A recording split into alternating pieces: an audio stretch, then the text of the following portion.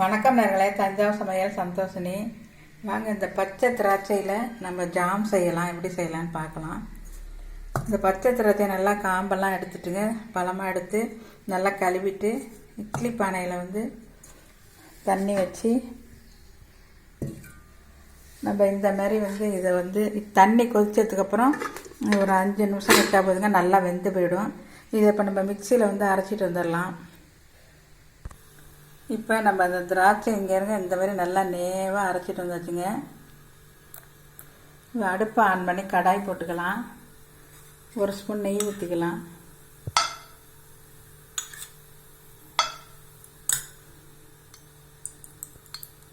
நெய் காஞ்சப்போ நம்ம இதை திராட்சையை ஊற்றிடலாங்க. தண்ணியே ஊற்றாம தாங்க அரைக்கணும். அதில் இருக்க தண்ணியே போதும், தண்ணியே ஊற்றக்கூடாது.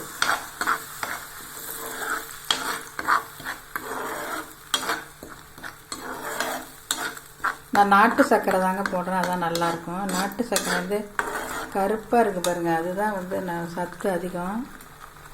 வெள்ளையாக இருக்கிறது செகண்ட் குவாலிட்டி தாங்க அது.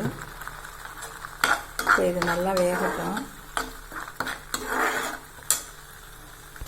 திராட்சை கொஞ்சம் புளிப்பு தன்மை தாங்க இருக்கும். நம்ம சர்க்கரை கொஞ்சம் கூடுதலாக சேர்த்துக்கலாம். இப்போ நாட்டு சர்க்கரையை போட்டுடலாம்.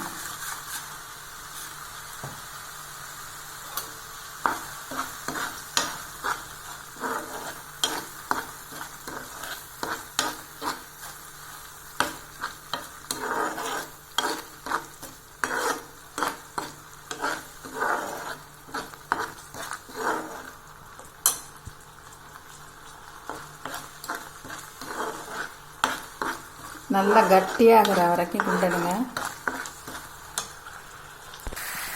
இப்போ பாருங்க, ஜாம் ரெடி ஆகிடுச்சுங்க. ஜாம் ரெடி ஆகிடுச்சுங்க. வேறு பாத்திரத்துக்கு நம்ம மாற்றிடலாங்க.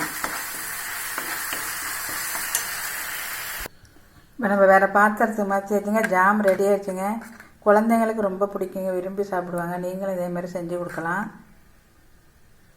இந்த வீடியோ பிடிச்சிருந்தால் லைக் பண்ணுங்கள், ஷேர் பண்ணுங்கள், சப்ஸ்கிரைப் பண்ணுங்கள். வாழ்க வளமுடன்.